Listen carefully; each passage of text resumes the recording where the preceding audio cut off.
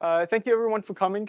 Thank you, Damien, Luca, Quintin, everyone from the organizers for the invitation.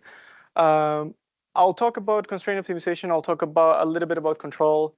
If you've never seen either of these topics, I hope that at least out of this talk, you'll go out with some idea of what they're about and why you should care about them, and why you should work on these things. Let me dive right into it so we can be quick. So we'll talk about constraint optimization. We'll argue we'll see why the dynamics of gradient descent, which is a very typical method for solving constraint problems, are not quite what we would hope for. So there's a need for new optimizers, and we propose a optimizer called the new PI controller. I'll tell you a little bit about applications of this controller and when it's most useful. This is joint work with many people who are in this room. So if at some point you have, give me a weird face if I'm saying something wrong. I had the pleasure of supervising Motahari, Juan, and Helen with the help of Simon. This is actually under review at some conference that will, give us reviews at some point in the next 24 hours. So the framework that I'm going to be working on is constraint optimization. The problems that we're looking at is not just, we have an objective function, but you want to find optimal configurations of those parameters that satisfy certain requirements. Those requirements might be expressed in the form of constraints. For example, inequality constraints. In this case, we have m of them, and I'm using this canonical form of saying g of x is less than or equal to 0, and equality constraints h of x. Stuff that is bolded means it's a vector or a vector outputting function. Stuff that is, like f is just, it gives you a scalar. And for a constraint optimization problem, there is the notion of a feasible set. So those inputs to the relevant functions that satisfy the constraints.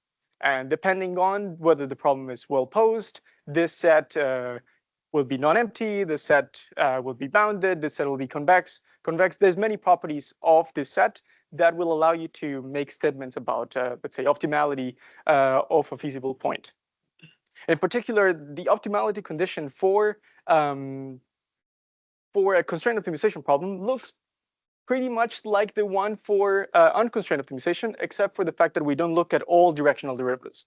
So the last chunk of the slide is saying we're going to look at the gradient at a candidate local optimum, and we're going to see if it has positive inner product with all the possible feasible directions at that candidate local minimum. So this curly f star is just saying, okay, I stand at x star, and I see how could I perturb x star while still remaining in the feasible set. And the picture on the right is giving you an idea of the sort of what the possible configurations that you could achieve for a constraint optimization problem. So the way to read this plot is the x-axis has the constraint function, and in this case, I'm thinking of an inequality constraint that is a scalar. That's the x-axis, and the y-axis gives you the objective function. So we want to find points that have low y-coordinate and have negative x-coordinate. So everything on the left of the y-axis is the feasible set. So those values of x that give you a negative or non-positive g. And we want to find, out of all those configurations, we want to find those that have low value of f. In particular, you can see that the unconstrained optimum for this problem happens to be infeasible. So we happen to have the unconstrained optimum, which is the typical case, does not satisfy the constraints. So if we were to run unconstrained minimization in this problem, we would end up with the red star, and that would be a bad solution because it doesn't satisfy the constraints. While in this case, the constraint optimum, of course, needs to be feasible, and it happens to have a worse loss than that of the unconstrained optimum. That's also a typical thing. You have to sacrifice a little bit, usually, when enforcing the constraints. Now, this is a bit of a landscape of what that picture could look like in different scenarios. A is the one you already know. B is a case, for example, where you can find the constraint optimum happens to be strictly feasible. So you're right at the boundary of the feasible set. C is a case where you have multiple constrained optima that have different values of the constraint satisfaction. They're all negative, but they all achieve the same objective function. And the constrained framework or the constrained way of thinking doesn't make any distinction between the solutions. As long as you have satisfied the constraints, just find anything that has as low loss, as low objective function as you could have found. So either of those 3 stars is totally fine. Now here we have a sad problem that is infeasible. So the unconstrained optimum, well, there's nothing in the feasible set, so there's not even a notion of potentially constrained optima in this case. And this is a lucky problem. E on the bottom right is a lucky problem where we have the constrained optimum is the same as the unconstrained optima. And as you can see, so it's in a sense much more complicated, and the fact that we have multiple functions that we're dealing with makes it more complicated than the single objective minimization problems. But many of the intuitions that we have sort of apply in this case, and it's easy to think about it in the D episode. There's someone. Oh, yeah. Because if you Yeah, so yeah, thank you. I was going to ask about you. All right, so the typical way to address this constraint optimization problem is by formulating the Lagrangian of the problem. So this is a min-max game where we're adding these new variables called the Lagrange multipliers, also known as the dual variables, and we are forming this Lagrangian. So the curly L is called the Lagrangian for this problem, and that is essentially taking a weighted combination of the constraints weighted by these Lagrange multipliers with the objective function. And note that we have both multipliers for the equality constraints called lambda and inequality constraints called mu, and we require that the inequality constraint multipliers are non-negative. That is making sure that we stay less than or equal to 0, not the other way around. Now, these multipliers are very interesting because under certain conditions on the properties of the problem, they tell you that you can they're going to equalize the role of the gradient of the objective function. So you want to find now not just an x star, but a tuple x star, lambda star, mu star for this new problem, where you satisfy this first order optimality condition that is telling you, even though the loss wants me to move in this direction, I have pressure from the constraints that balances out the influence of the gradient of the objective function. And in particular, it's easy to show that saddle points of that Lagrangian function, meaning configurations for x that are as good as it can get against any against the lambda star, mu star that you picked, and vice versa for the dual player. So saddle points of the Lagrangian correspond to constrained optima. So if we're able to find saddle points of the Lagrangian, then we can find the constrained optima for this problem. So all we need to do is pick your favorite algorithm for finding saddle points, and you can attempt at least to solve the problem. There's a few technical difficulties in which, as we're going to see later, if we were to apply, for example, gradient descent ascent, that's not necessarily going to guarantee that we get saddle points. It could get stationary points that might not satisfy the property of being a constrained optimum. But nevertheless, we can attempt to find stationary points of the Lagrangian, and under suitable conditions, those stationary points will happen to be saddle points. So let's dive into gradient descent ascent. So by this, I mean, remember that we have a problem that has like 2 sets of variables. We want to minimize over x and maximize over lambda and mu. That explains the gradient descent part on x and ascent part on lambda and mu. And the updates are very simple. We're going to start with some choice of x0. We initialize lambda 0 and mu 0 to be 0. And we're going to repeat the following updates. And as you can see, the highlighted in blue is the sign of the updates that represent the fact that we're maximizing, for example, over mu and lambda. And all that we're going to do is literally perform gradient ascent on the Lagrange multipliers in this case. So we calculate the gradient of the Lagrangian. This is small typo here. That middle letter should be a lambda k. We calculate the gradient of the Lagrangian with respect to mu. And you can see, because the objective is linear in the Lagrange multipliers, then you just get back the constraint function. And all we do is accumulate that in the dual variables. This is small subtlety for lambda. As I mentioned before, you need to make sure that they're still non-negative.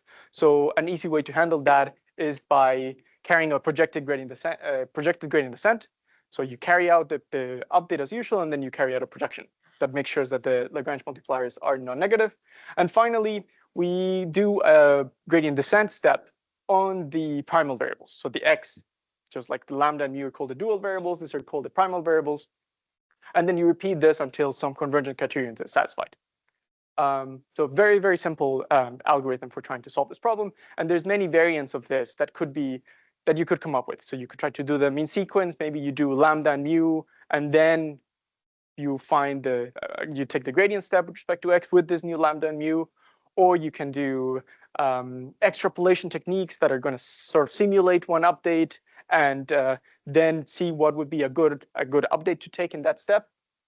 I'm going to stick with the very, very simple gradient descent ascent algorithm that I presented here. Now, let's look at the dynamics of gradient descent ascent for a very simple problem. So the way to read this plot is I'm showing on the x-axis time. So I'm measuring the constraint satisfaction. So this is g. We want it to be less than or equal to 0. As you can see, the regions are marked whenever g is bigger than 0, then you get it's an unfeasible solution. And below 0, it's a feasible solution. And as I mentioned, all that the Lagrange multiplier is doing is just accumulate the constraint violations that you see over time, potentially with some projections to ensure non-negativity. This accumulation can be seen as an integration of the constraints. Literally, I'm going to go over time as an integration over time. I'm going to take all the sequence of observed constraint violations, and I'm going to sum them up. And let's dive into a couple of details of the dynamics. First is, as I said, we're starting the multiplier from 0. If you recall from the influence of the Lagrangian, it says take the objective function and add 0 times the constraints. So at the beginning of optimization, we don't have any pressure to satisfy the constraints, which is why you have the constraint function moving very, very slowly at the beginning. As you keep accumulating violation of the constraint, then the multiplier grows until potentially it goes past the optimal value of the multiplier. And then once you are reaching a feasible solution, then you finally start having the multiplier decreasing. Just like you could have accumulated positive violation, you could have accumulated negative violation. So you're going to correct the estimate of the multiplier that you have. And as you can see, there's a bit of a lag in the response of the multiplier to the constraint violation. Finally, in this very simple illustration, the value of the multiplier, I'm pointing it there, the highest value that it achieves is much larger than the optimal value of the multiplier for this task. That is potentially problematic because it means that we're trying to enforce the constraints to put more pressure on satisfying the constraints that we actually need to.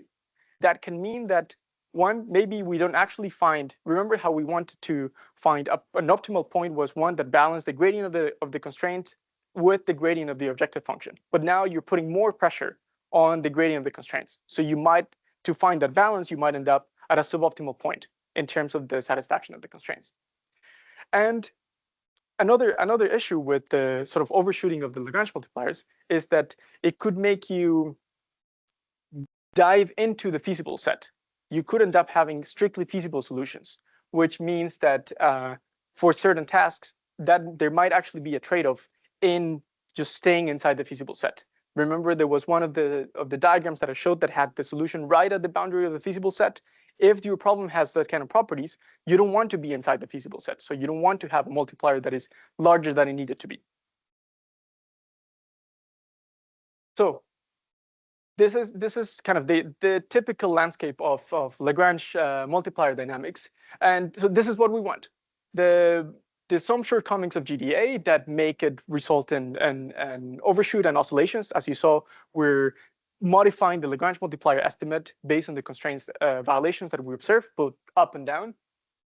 And this can be problematic in safety-related applications where maybe if your multiplier is growing too slowly, you might not enforce the constraints, so your system might behave dangerously, for example, or you might just not finding a feasible solution at all. So the goal of this work is we want to develop a reliable and robust approach for solving constraint optimization problems in the form of the Lagrangian min-max problem, without modifying the training recipe for the primal variables. Now, why am I dealing with the training recipe for the primal variables? In most machine learning tasks, there typically is already a pipeline in place for training an unconstrained problem. So maybe you train your favorite classifier for images without any considerations of fairness or sparsity, or you could try to attach constraints to that problem afterwards. But typically, there is a pipeline in place, and the recipes that are needed for training neural networks are very sophisticated and specialized. That means that if we were to kind of try to come up with a completely new solution that changes that step as well, it would potentially mean a lot of engineering effort. So we want to stay with the primal optimization pipeline and find better update algorithms than gradient descent ascent for the Lagrange multipliers that help us get good dynamics in the constraint problem. And this is important partially because if we want to build more robust, safer systems that satisfy these constraints, then having good optimization algorithms for solving these constraints problems is an important tool for actual adoption. If maybe the problems are very interesting and the problems are important, but if we don't really have a good tool for solving them, that makes adoption from practitioners and researchers very difficult. So what we do in this paper is we take some prior work by Adam Stuck and people at Peter Abiel's lab that were already studying the use of a PID type of update for the Lagrange multipliers in constraint optimization problem. And they say that it actually improves the stability in RL safety tasks. However, they don't really explore the optimization aspects of those updates. They show empirically that the method has good properties, and they do some analysis on the oscillatory component of the method, but they don't really analyze what are the optimization implications, and more importantly, how does this method relate to other popular optimization methods that you could have used. So if you say, well, I have gradient ascent, it doesn't have great dynamics, the jump to already going to something like a PID controller is a bit unusual if you could have just chosen a different optimizer. And that's what we're going to analyze in this paper. We're going to show that the optimizer that we propose is connected to several popular optimization methods. And we will see, but intuitively, why the updates that the new PI controller carries out are good. Like I hope I'll convince you by the time we get to that slide that that's the kind of updates that we would like to get, as opposed to what momentum is going to give you. And just as a teaser of the results, so this is a very simple SVM task that I'll dive in later. But the point is, if you try to solve a constraint optimization problem that arises in the context of SVMs, and you try to change the optimizer for the dual variables to be gradient ascent or gradient ascent plus a heuristic called dual restarts or Atom or Polyak, all of those methods struggle to converge at that problem. And what we're showing here is that the new PI controller that we're proposing in this method is the only one out of all those things that we tried that successfully converges to the true solution of this problem. Any questions up until this point? Yep. Quick one. Quick. With the mic. People online. So you kind of showed the intuition for g of x and the Lagrange multiplier variable, so they oscillate in like kind of different phases to an extent. This is for one variable, but g and lambdas are like high dimensional vectors. So does this intuition convey to high dimensional constraints? It's I hope people online manage to hear that. Yes, the intuition actually gets worse in higher dimensional constraints, because what happens, so the question is, does the intuition of oscillation carries out to higher dimensions? And it actually gets worse, because what's going to happen in practice is that some of the constraints might be satisfied faster than others. So some of the Lagrange multipliers, for example, will become the lambda star that they should have been faster than other constraints. And I'll show in the SVM, maybe I'll get back to this question in the SVM task so we can see it more completely. Is this my water? Okay. Yeah. Okay. We're going to go into the control theory perspective of constraint optimization. And just very quickly, I'll spend one slide on explaining what PID controllers are. So these are a type of tool that is very common in the control literature for getting a system to do what you want, essentially. For example, you want to get a helicopter to plane at at a constant altitude of 50 meters, and you're going to equip that helicopter with sensors that are going to tell you how far of the ground is moving, how fast it's moving, and so on. And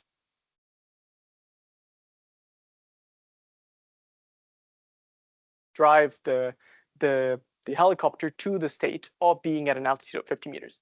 So that typically is formalized through the notion of a plant, meaning a dynamical system that is underlying the physical object that you're looking at.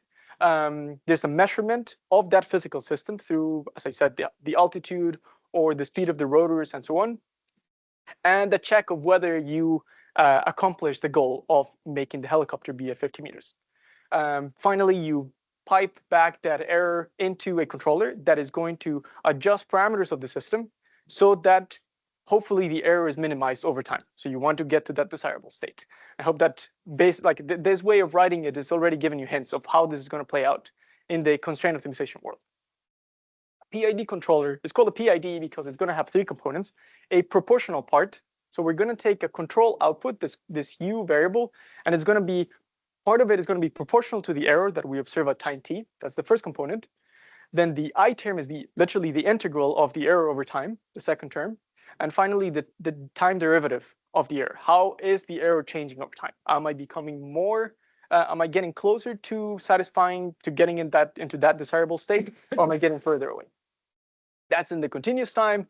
In discrete time, through some simple discretization, through some possible discretization, you get something that looks more like a traditional optimizer. So or a traditional algorithmic update. Take the error now, take the sequence of errors, sum them all together, estimate the derivative through very simple. Look at what the error is now, look at what the error was before. This is it for PID controllers. I'm not going to dive more into them, but there's a very good playlist by MATLAB on YouTube that I encourage you, if you're curious about PID controllers, check them out. Understanding PID control is a very good resource to get started. Now, this slide is pretty packed, but I'll walk you through it. We're going to take this dynamical systems view of constraint optimization, and the notation is suggestive to what we were doing in the previous slide. So we're going to take the plant, being the Lagrange dynamics of the system. We're going to get new primal iterates by carrying out some approximate minimization of the Lagrangian that we had. Maybe that approximate minimization could be a gradient step, it could be your favorite optimizer, it could be exact minimization. It depends on the setting, what you can get away with. Once you have that xt, the new iterate, we're going to carry out measurement of the properties of that iterate. So we're going to measure the constraints g and h, and we're going to compare that to the target level, to that desirable state that we had before, and that's going to give us the error.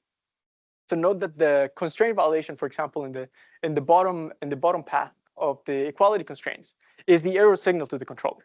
We're going to see how badly violated the constraints are, and we're going to feed that to the controller.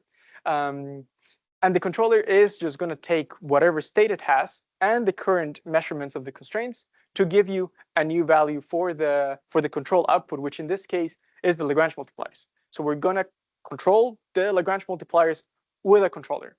And those Lagrange multipliers are fed back into the system, in which you then take a new partial minimization or gradient step with a new value of the multipliers, and the process continues. This again, a small subtlety on the inequality multipliers. You need to ensure that they're non-negative. So we implement that through a simple projection.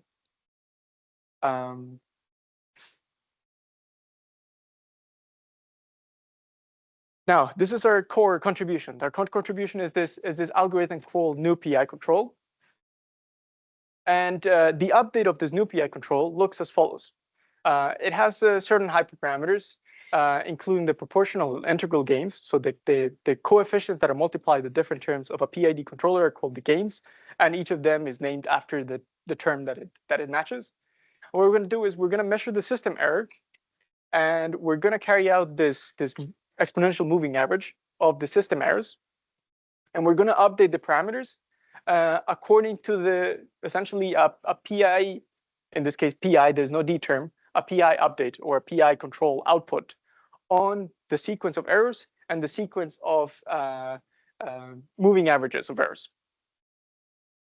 In this case, I'm thinking of theta as potentially a combination of the lambda and mu before. So we're going to apply this, for example, together to the lambdas and mu concatenated into a big vector.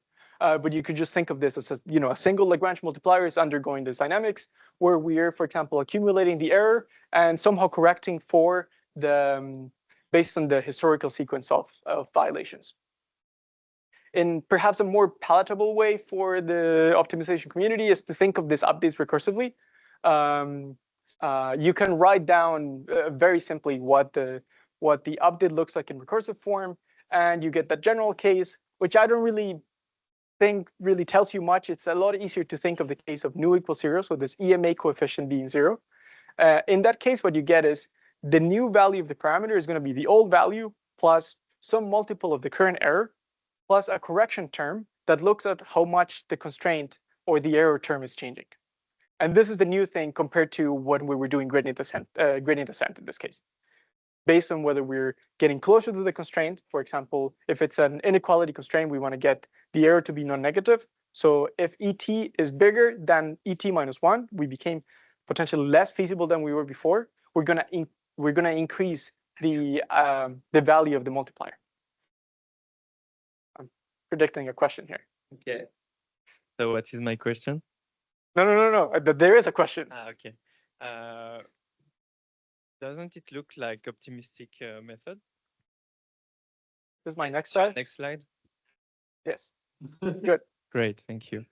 Let me see to make sure I didn't forget anything. Yes. So so Gautier grabbed one of the two low-hanging fruits. Yes, this is indeed the optimistic gradient, a version of the optimistic gradient method, where you match, in this case, just the Kp and Ki components are 0, and it's a bit of an iffy connection because the optimistic gradient method tends to be applied on all the variables in this min-max game, not only on the dual variables, but the connection exists nevertheless. And of course, in the case of the Kp being 0, then we just have a simple gradient descent update.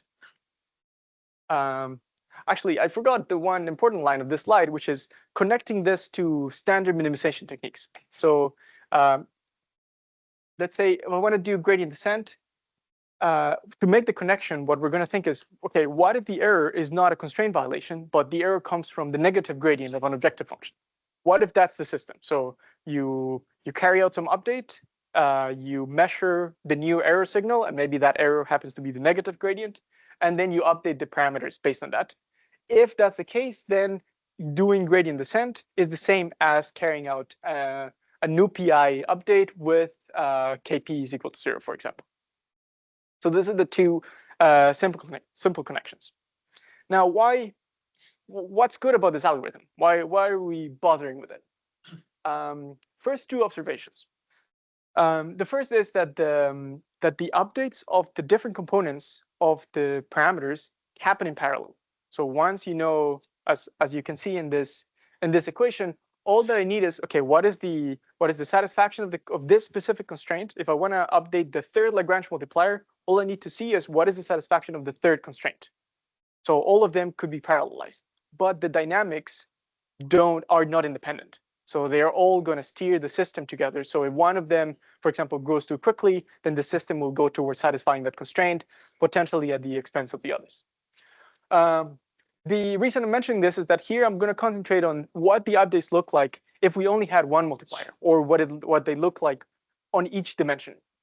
So these equations here are showing you what the update of the new PI controller is in the general case with some slight rewriting, and the update of gradient descent. And we're going to compare how large is the update of the new PI controller compared to that of gradient descent. So essentially, we're just looking at the relative change in the updates based where the reference is gradient descent. So this plot is graphically showing this function here as a function of ET. So how to read this plot? The x-axis is the current error. So we're looking at is the multiplier, for example, going to be updated depending on the error that I measure. And the y-axis is this relative difference in the update of the new PI controller versus gradient descent. For example, there's a few interesting points. The first one is this CT minus 1, which remember you can think of it as ET minus 1 in the case of nu equals 0.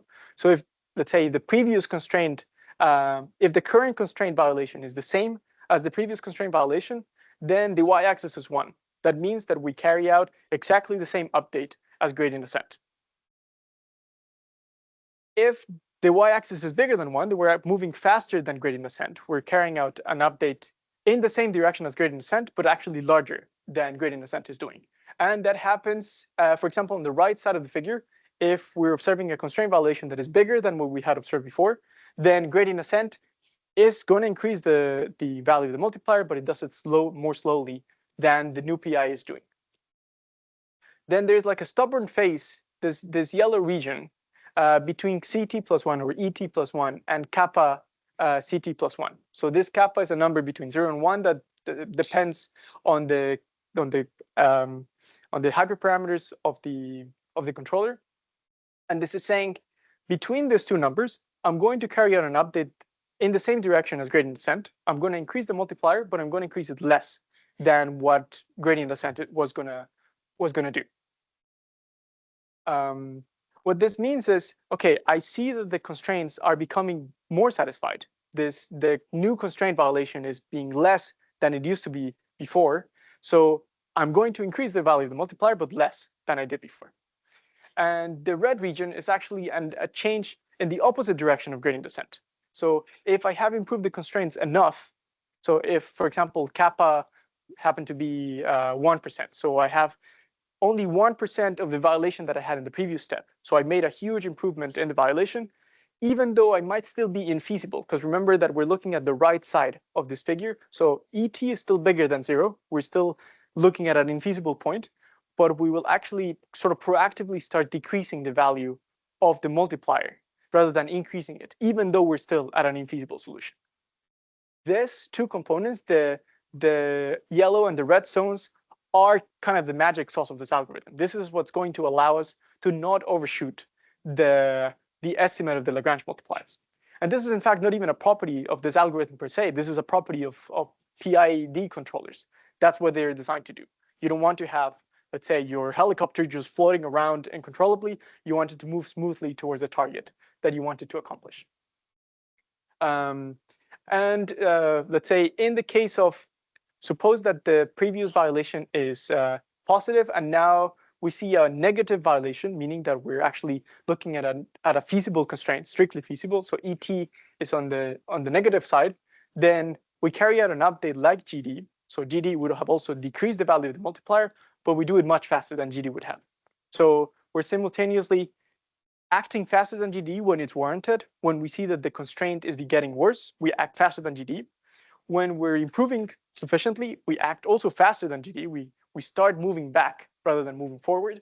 And in this sort of stubborn zone, this yellow zone, we're sort of being more cautious. So if we're getting close to satisfying the constraint, but maybe not as fast as the 1% example that I had given, we're still going to increase the value of the multiplier, but less. And that's also going to help to not overshoot. Is there, yeah, another question? Yeah.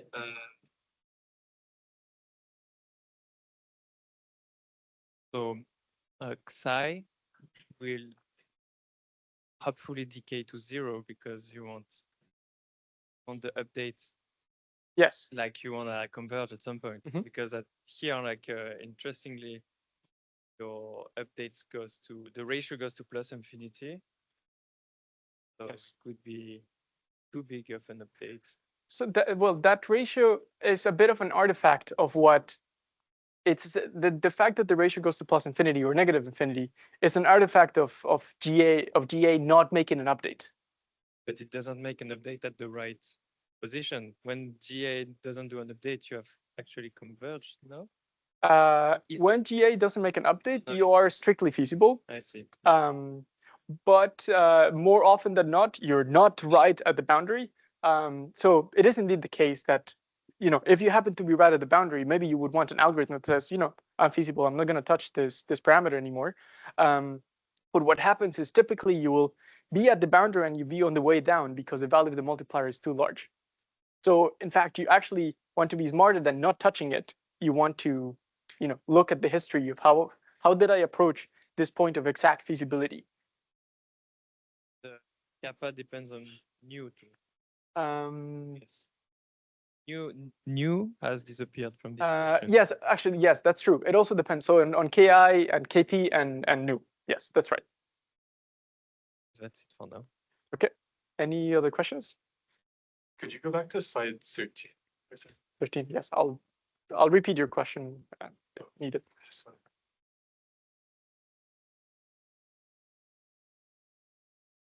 I might be misreading it, but on the bottom right.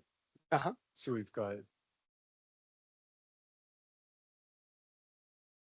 the ET minus 1. That's like the derivative. Yes, is the time, the discrete estimate of the time derivative of the error. But it's the proportional. Yeah, that's a good point. It's a bit confusing, and what's happening is because we're writing it in this recursive form, so there's already like an integration that has taken place. So you can remember how Kp used to be with the EMAs. So we used to have the Ki with the current error and Kp's with the previous error. Now what we're having is the Kp's show it's an artifact of the fact that we're expressing it as a recursive update. So okay, so it's sort of the derivative of the integral. So Yes. that makes sense. Yes, exactly. It's the derivative of the integral.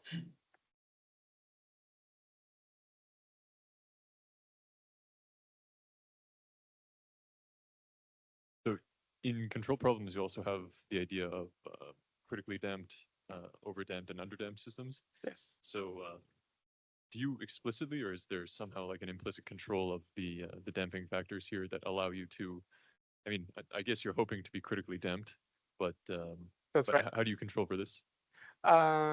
That's a good point. So we actually have a discussion of this in the paper, which I'm not actually presenting today because there was not enough time. But this algorithm allows you. So we show in the paper that for cases where we can actually have a handle on the problem. So for example, a problem with quadratic objective and linear constraints. You can essentially calculate what are the eigenvalues of this problem, and you will see that to achieve critical dampening on this kind of problems, you need a value of Kp that is non-zero.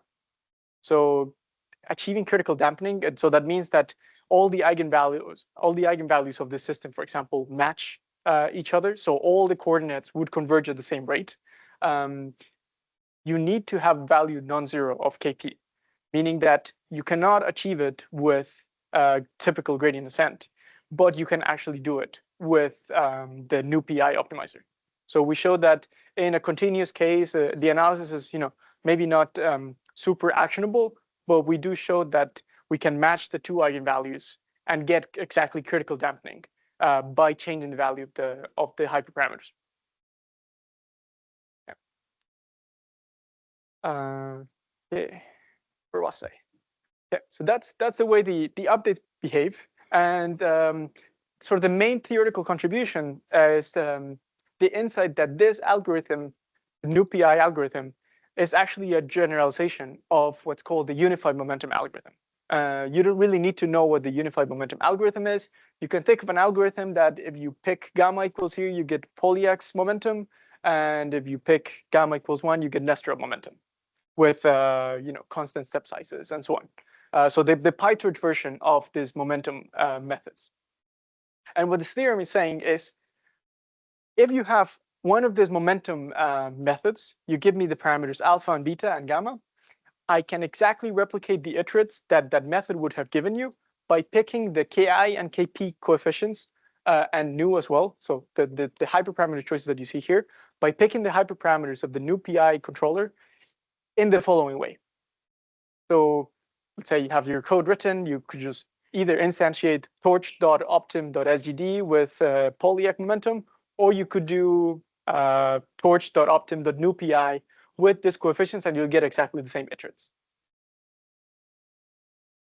Now, as a result of that generalization, then we have a bunch of methods that can be seen as special cases, some of which we have already discussed. But more importantly is a sort of interesting observation on the sign of the coefficients that are entailed by this equivalence. So what we're showing here is, remember how the updates that the equivalents that I showed before had this gamma parameter, which you have to instantiate to get Polyak and Nesterov. So this is what the coefficients, the equivalent coefficients would be for the two different methods. And what we see is that the KP coefficient for the Nesterov method is always non-positive, regardless of the choice of momentum that you pick. Regardless of whether that momentum is positive or negative, you're going to get a negative coefficient for the KP component. That's unusual in the control literature, because typically the gains of this controller tend to be aligned with the direction of the error. So if you see more historical error, you will want to increase the control output. That's what we want to do in the multipliers. If I keep seeing that the error is growing, I want to make the multiplier larger. And the figure on the right is showing the Ki and Kp coefficients that you could get if you were to fix alpha and you change beta. And as you can see, the Nesterov coefficients always non-positive, but you can get positive coefficients for Kp if you were to use a negative value of momentum, which is marked in the color bar. So this brings us to the potentially undesirable effect of momentum. So what we're showing here is I take the hyperparameter choices that I pick alpha and gamma and beta, which is the same as nu, according to the equivalence that we mentioned before. For Polyak, I'm going to pick a negative value momentum and a positive value momentum, and I'm going to look at the same diagram that we saw for the updates and see if there's something weird about it. And the spoiler is there is, in fact, in the positive momentum case, we get updates that don't really make sense in the context of constraint optimization. We know that the updates of these momentum methods work fine in the context of single objective minimization. So it's not that the methods don't make sense, it's that if you want to apply them for the Lagrange multipliers of a constraint problem, those updates don't quite add up. So look at the plot on the right. The plot on the left for negative momentum looks very similar to what you had seen in the previous diagram. You have this increasing pattern of the relative update of nu pi compared to GA, which is monotonically increasing with the more violation you see. But if we look at the plot on the right, when we're using positive Polyak momentum, then let's look at the blue strip is when you're getting very close to being feasible, this Polyak momentum is actually going to make you have higher, much larger updates than gradient ascent would have given you. So the closer you get to being feasible, the more the multiplier blows up. And that's not really what we want. The closer you're being feasible, you're to being feasible, you want the multiplier to stabilize around the optimal, if it exists, lambda star. So that's a weird behavior of the Polyak optimizer with positive momentum. And we'll see what in practice this entails if you were to use it on a particular task. So in the case of, so what we're going to do is we're going to take a simple problem, a problem of constraint optimization, where we want to ensure that the violation, it doesn't really matter what it is, that the violation is non-negative, so it's an inequality constraint. And we want to, this is a problem that has the property that you want to be right at the boundary. It's a sparsity problem, and the constraint means the sparsity of the model. And you want to make sure to not overshoot the sparsity, because let's say you want to make sure that the model has a certain level of sparsity. If you shoot past that level of sparsity, you're sort of leaving some potential model capabilities on the table, because you're more sparse than you actually need it to be for the task. So this is the task where we don't want to have overshoot of the constraint violation. So first we look at gradient ascent is the black line, and Polyak with positive momentum is the dashed red line, and we see that it actually makes the problem worse. It overshoots more than gradient ascent would have done, and both in the multiplier and in the violation. So attempting to use Polyak momentum for this problem doesn't really address the issues. If we were to use negative momentum, it makes the problem a little bit better. It makes the overshoot of the multiplier less bad. but it doesn't quite address the overshoot in the constraint violation. We're still becoming more sparse than we need it to, which potentially correlates with having bad performance, so having worse accuracy than we could have had. And just as a reminder here, note that the multiplier sort of plateaus at 0 at the end, for example, for the polyic with positive momentum, because it's an inequality multiplier, so you just threshold it at 0. There's a heuristic that in some of our prior work we had presented for specifically the sparsity task to address the issue of overshoot of the multipliers. So we know that we're becoming more sparse than we needed to be if we use gradient descent. So the very, very simple heuristic is, well, once you're feasible, just turn the multiplier off. That way you're not gonna go past the constraint level that you wanted. Of course, this has the problem of, or this has the challenge of eventually, once you get to the point of feasibility, you start shooting up again, which is what we see in the value of the multiplier, for example. So the multiplier and the green dots, once you got to the same place, note that it tracks GA for the first part. Once you became feasible, which is the crossing with the x-axis in the top plot, we turn off the value of the multiplier. And then what happens is, well, there's no pressure for me to stay at this level of sparsity. I'm going to start growing again. And the multiplier is accounting for that growth. Now, the problem with this, this is a very good heuristic for that task, but it doesn't really generalize to other contexts. So if you're going to have a constraint that is satisfied with equality, then the moment you become feasible, that multiplier is going to be turned off. And then you're going to have to redo all the work again. Every time you get to feasibility, the multiplier turns off. So you're kind of hampering the progress that you have already made. And the happy plot for this project is this one. So as you can see in the blue line, so this is a specific case of the new PI controller that actually shows that you can control the level of overshoot. In fact, you can achieve no overshoot in the value of the constraints, and have very stable behavior of the multipliers. And as I'll show in a couple of slides, the value of the KP, this hyperparameter, has a monotonic effect on how much you overshoot. So if you put it too large, then you're going to move too slowly. You're going to be too conservative at achieving feasibility, or you don't want to overshoot in the value of the multiplier, which could come at a cost of not actually becoming feasible. So I'll show sort of the highlights of the experiments. And this is the plot that I had showed before for the SVM task. So we're looking at a hard margin version of the SVM problem, where we're trying to minimize the norm of the parameters of the hyperplane, subject to putting all the points in the right places at a large enough distance from the hyperplane. This is a very simple, well-behaved convex problem, which for the data set that we took, it has a unique solution. It's a very good setting to understand the potential difficulties with other optimizers, and it allows us to do fine grid searches to understand the influence of the hyperparameters.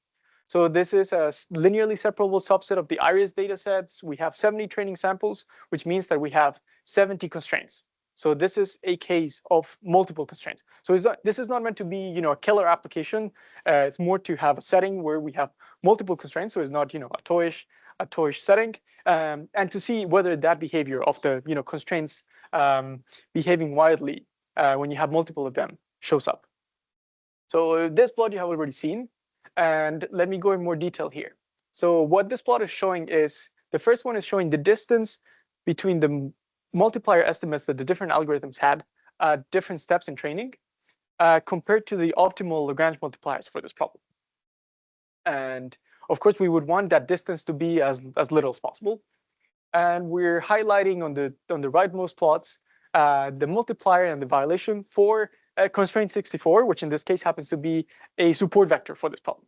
So this is one of the constraints that is going to be satisfied with equality, and this is going to help us, see. First, we know that these points are those that have optimal Lagrange multipliers that are non-zero. And in particular, this shows very clearly if you see the dotted line for gradient ascent with dual restarts. As soon as you achieve feasibility, you turn off the value of you turn off the multiplier, which means that you have to sort of relearn it over and over. So using dual restarts is not really kind of a full solution for this problem. And you can clearly see the oscillations that are present both on Polyak and Atom, even though it doesn't show up in the overall distance, it shows up in the value of the violation. So the multipliers are shooting up and down, which makes the balance of the hyperplane not be quite right. And of course, the biggest difference is that all the other methods that we tried essentially stay stuck at a pretty high distance away from the optimum value of the multipliers. So they're not actually converging to the value of the multipliers, even though they all have found a feasible solution. No, even though they all have found a hyperplane that classifies the data correctly, it just hasn't found the right margin for that hyperplane. And what we're showing here for all the different optimizers is the results of them after having done a grid search to try to minimize the distance after 5,000 iterations. So that's the best atom we could find, the best polyec we could find, and so on and so on. And as you can see, there's a very clear difference when you use that collection of algorithms versus the new PI optimizer that we're proposing. I have 2 slides left. Okay. So maybe 3. So this plot is showing the robustness of the different algorithms to the choice of the learning rate. So hopefully one thing we would want to have, which is a typical thing of momentum methods, is hopefully by using this momentum hyperparameter, we're going to be more robust to the choice of learning rate. And what we did is we carried out a grid search over multiplier step sizes in logarithmic scale. That's the x-axis of this plot. And we're showing what's the final distance. So the lambda infinity is the final iterate for the different algorithms. And what we see, the most interesting part of this plot is that essentially the only method, as we mentioned before, the only method that achieves essentially negligible distance to lambda star is those that use the NuPI optimizer. But more interestingly is that as you increase the value of NuPI, first, you're able to use larger step sizes. So it affords you, because it has this sort of cautiousness in the way the updates are performed, you can use larger step sizes and still get convergence, which is not the case for gradient descent. And the basin of convergence gets larger as you increase the value of KP. So let's say, look at the darkest most blue line. So if you have a KP that is large enough, essentially you become more likely to eventually get lucky and find a value of the step size that is going to help you achieve convergence. This is shown essentially the same way, and essentially the same information is shown in these plots. But now we're adding the. So what we're showing here is the values of KP and KIs that we tried, and the corresponding Polyek and Nesterov, the equivalent Polyek and Nesterov methods. And blue here, the legend here is the distance to lambda star again. And as you can see, Polyek and Nesterov are, as we said, special cases of the new PI controller. And what we're seeing is that Polyek and Nesterov move along the part of the space that does not achieve convergence. So they stay stuck far away from the optimum. And the gray regions here are those that were potentially exploding. So you would have either a step size that is too large. So we clamped values that were more than 10 to the 4, 10 to the 5 away from lambda star. So the most important thing is, as you increase the value of KP, remember KP is the vertical axis, then that basin of convergence for the new PI optimizer gets larger, which is something desirable. It means that a potential heuristic for tuning the hyperparameters of this method is choose a very large KP and then be greedy with the step size. Choose a large step size and keep bringing it down, hoping that eventually you will get into this basin, because hopefully the basin exists. Very quickly on training sparse ResNets. So this is the actual, more deep learning oriented application that hopefully convinces people of the value of these techniques in non-toyish tasks. So we're training ResNet models with millions of parameters on the C410 dataset, and we have sparsity constraints. So these are stochastic. These are models with stochastic gates, and you want to learn the parameters x, the actual weights, and the parameters phi, the parameters prescribing the gates on whether a parameter is used or not. So those are the primal variables in this problem.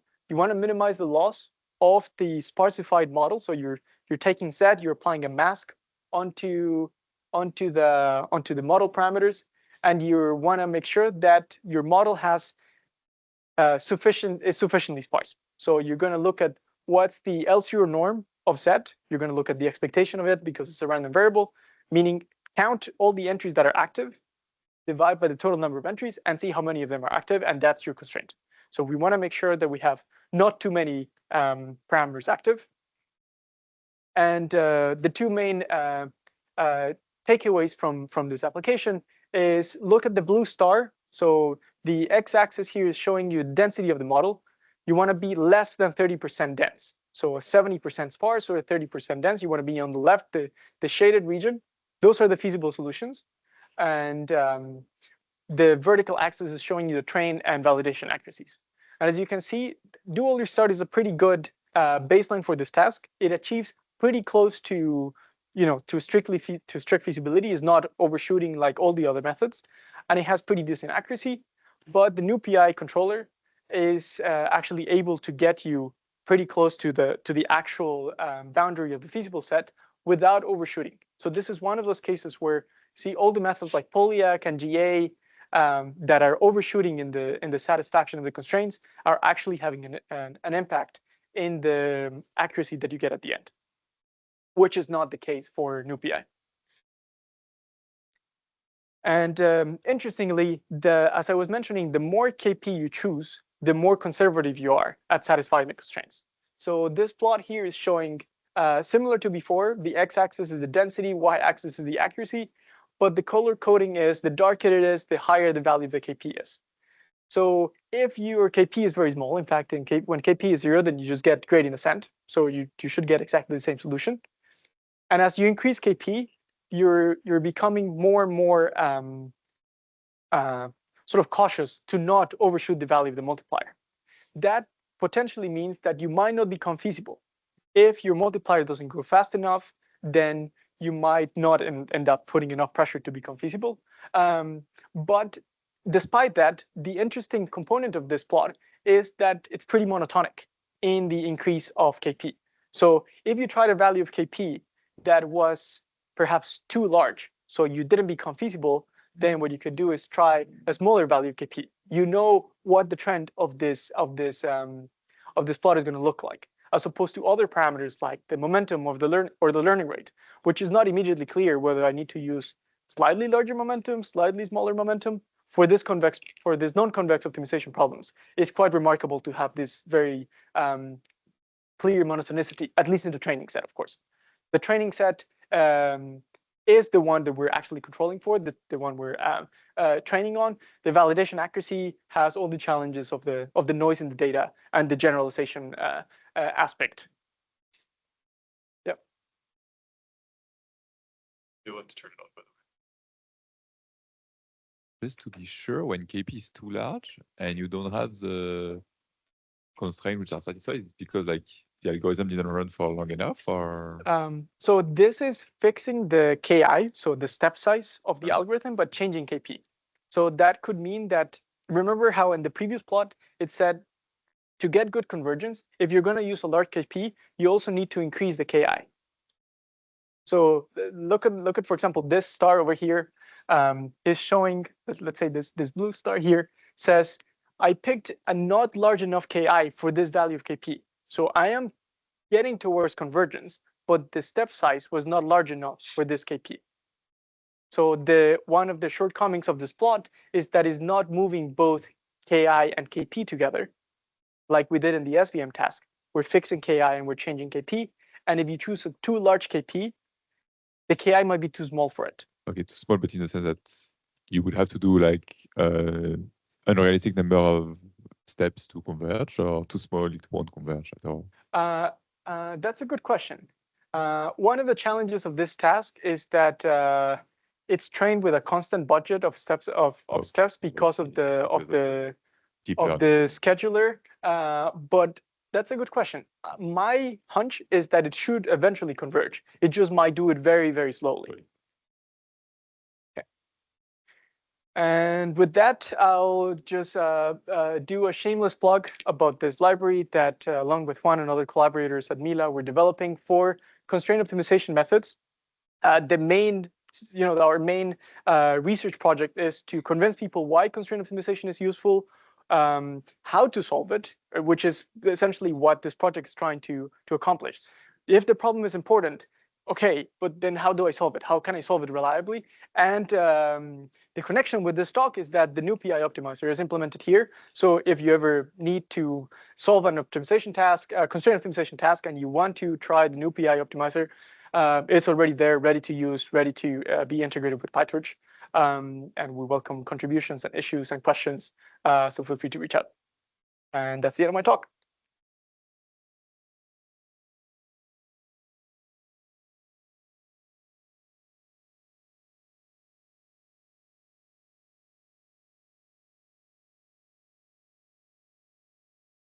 Yeah, so I have one question. So you mentioned the fact that if I want to instantiate an Nesterov momentum or Pollack momentum, if I give you the same parameter, you're able to instantiate the MuPI method as well that reproduces the same iterates, but it's not possible the other way around. No, Okay. because they're not equivalent. It's a strict generalization, and one way to see it is through the fact that the Ki and Kp in the momentum methods are tied. So there is only, maybe this plot shows it better. The Ki's and Kp's that I can visit with the momentum methods are only that subspace there, the colored subspace. Okay. While the new PI controller, you could pick this configuration over here, which is not representable with the momentum methods. Okay. So yeah, okay. So in your method, you have 3 hyperparameters compared to Nesterov and Pollack. Then Nesterov and Pollack is just momentum and step size. Here we have like an extra parameter. Yes. That's why. Okay. And in that case, is it harder to fine tune the parameters? I guess. Yeah, not really. Not that. What we observe in practice in our experiments is that it was fairly straightforward to fine tune the parameters. And maybe let me show you this plot here. So this plot is showing that for this specific task, the best you can do is to not use new, to pick a new equal to 0. That's the biggest basin of convergence. So for most of our experiments, both the SVMs and the sparsity experiments, we just use new equal to 0. So it's effectively you just have 2 parameters to tune, just Kp and Ki. And the main reason we have new is that you need it for the proof of equivalence. So if you don't have the EMA, you cannot get the equivalence to the momentum methods, as you can see by the configurations by the choices that you need to make. You need to pick nu equal to beta. So if you don't have nu, then you cannot instantiate momentum that way. But in practice, we only had 2 parameters to tune. Okay. Okay, thank you. Sure, thank you. Other questions for Jose?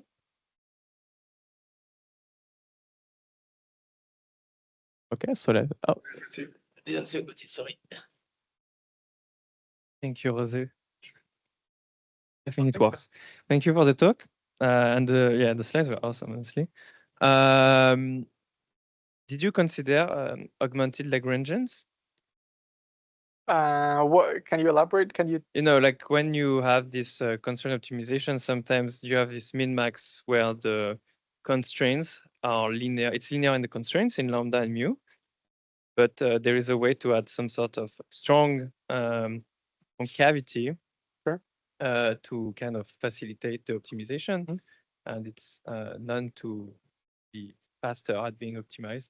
So I was wondering if, yeah, you just. Why do we only use the Lagrangian and Yeah, not exactly. the And not Lagrange? augmented Lagrange. So thinking on my feet here, but I believe that, so what we do in practice is we carry out first alternating updates on the parameters. So what I showed was simultaneous gradient descent ascent. We do alternating updates. And I think it's possible to show that the augmented Lagrangian updates correspond to alternating updates when the augmented Lagrangian coefficient matches the step size of the dual player. Okay. Now, the one difference is that the augmented Lagrangian method also prescribes a way to modify that step size based on the on the satisfaction of the constraints. So if maybe you'll multiply by a factor whenever you're not feasible yet. That component of it, the fact that you need to set this schedule or this update scheme for the coefficient, makes it more annoying to use in practice. So that was the main reason we didn't use it. Even though if you were to use constant penalty coefficients in the augmented Lagrangian method, you essentially get alternating updates on the Lagrangian. Okay, I will have to do the math on my side. Yeah, but the main challenge is those update schemes in non-convex constraints. Partly, I haven't really tried them that much, but they also have the difficulty of kind of integrating them with inexact minimization of the objective function and stochastic inexact minimization of the objective function, which then makes it more challenging to say, well, okay, if I'm not satisfying the constraints, I'm actually going to increase the penalty coefficient. If you have a convex problem, then everything will sort of align so that you become feasible. Like there's essentially like a feasibility restoration phase when you do this kind of methods. And that feasibility restoration might not be desirable in non-convex problems because let's say you're doing the sparsity task, you want to become feasible really quickly. So you become really sparse, but then you didn't actually get to train with all the capacity of the model because you went on to go for feasibility very quickly. So I think I think it's also not very explored. So that could be an interesting way, an interesting path for future research. Thank you for bringing it up. Yeah, I just want to add something that Sure. like at some point in the project, we indeed wanted to try it, but there are some words like the scheduling problem, since the augmented part, the coefficient of the augmented part must be taken to infinity for some convergence proof. And it was shown like augmented Lagrangian method is specifically used in DAG learning task. And at some point we went to it and do some experiments, but there is some work that actually Sebastian is involved in it that shows that actually a penalty method is a better choice compared to augmented Lagrangian, because if you want to take the augmented Lagrangian coefficient to infinity, it just do the penalty method. So this was Equivalence, like that's like that. So in that the conclusion of that work was that let's use penalty method and not augmented Lagrangian. That was one reason that we just stopped comparing. For the application that we wanted to try augmented Lagrangian, it was actually better to use the penalty method rather than the augmented Lagrangian. It was a DAG learning task, which happens to have a gradient of 0 of the constraints when you become feasible, which doesn't really help. So there were a number, we attempted doing this, but the application that we chose was not very well suited to see if augmented Lagrangian would actually be useful. Thank you for raising the point. And last questions. Do you have any convergence rate for your method? Or do you have the hope to show any or any conjecture about this rate?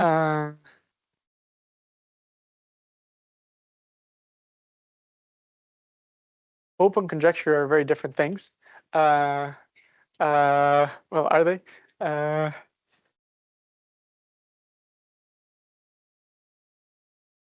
I'm not sure. I think we, to be honest, didn't really think about it because we wanted to use this in these deep learning applications where we didn't really have control over the primal updates. I think it might be the updates that we're using are pretty straightforward. So the effective algorithm, maybe even with nu equals 0. I think it would essentially boil down to like a generalized version of the optimistic gradient method. I hadn't thought much about it, but this is a good point. Like if the very simple case of nu equals 0, ki, kp just being two parameters, one could try to reuse, convergence rates, or at least the proof techniques from those papers to get some theoretical results here. Thanks. Thank you. One last question, like, is it like specific to machine learning, or could you also improve usual constraint optimization problem? Because to my knowledge, it's always a pain to tune this hyperparameter in constraint optimization. And so Which hyperparameter?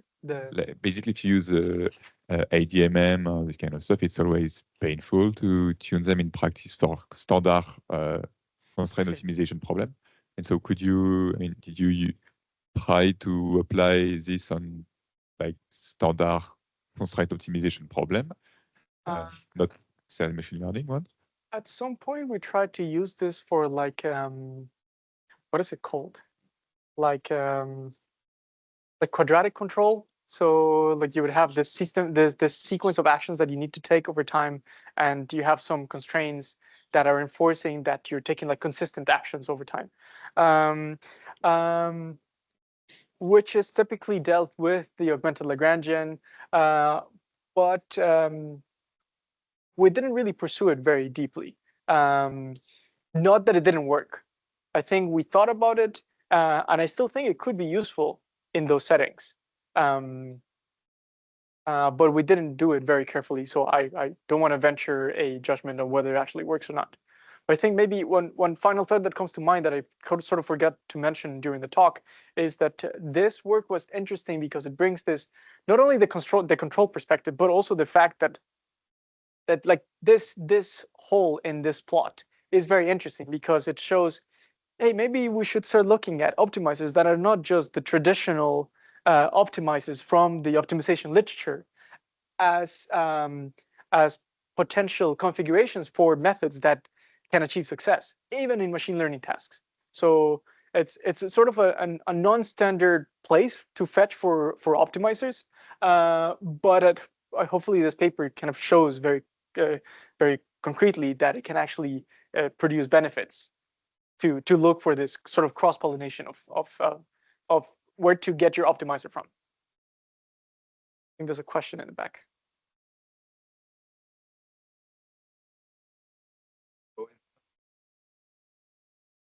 So in the presentation, at some point, we're presenting these approaches as like a generalization of optimistic gradient descent. But for many problems, I'm thinking especially some kind of like optimal control problems with complicated constraints. For example, extra gradient methods can work much better. Do you have any ideas maybe for a way to use extra gradient in this method or any comparisons? Yeah, so we one, we're very familiar with the extra gradient work because of the people in this room. The main reason we didn't want to use it is because of the change of the primal optimizer. We wanted to keep the recipe as close as possible. That said, I think it is definitely possible to incorporate this sort of, as I said, when I mentioned the simultaneous gradient descent updates, you can do any number of configurations for how you carry out those updates. And in particular, there's no reason why you couldn't integrate this new PI kind of updates with extra gradient. So it would be now I'm not sure how the analysis would work in that case, but it's definitely possible. Thank you.